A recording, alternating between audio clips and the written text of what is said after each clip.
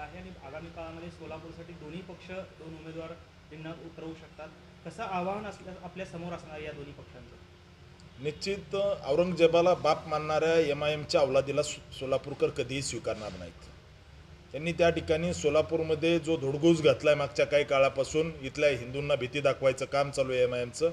इथला हिंदू हे खपवून कधीच घेणार नाही आणि मला असं निश्चित वाटतं की MIMने काही जरी केलं तर त्यांना त्या ठिकाणी जशास तसं उत्तर देण्यासाठी भारतीय जनता पार्टीचे कार्यकर्ते सक्षम आहेत. दादा, प्रकाश आंबेडकरांनी आज त्यांची यादी जी आहे ती जाहीर केलेली आहे. मागच्या निवडणुकीमध्ये प्रकाश आंबेडकर स्वतः सोलापूरमधून लढले होते आणि मोठ्या प्रमाणामध्ये त्यांनी मतं घेतलेली होती. त्यांनी त्यांची यादी जाहीर केलेली आहे. कशा पद्धतीने बघता, कारण महाविकास आघाडीमध्ये त्यांना म्हणावं तसं रिस्पेक्ट दिली जात नव्हती. आता त्यांनी स्वतंत्र लढण्याची घोषणा केलेली आहे.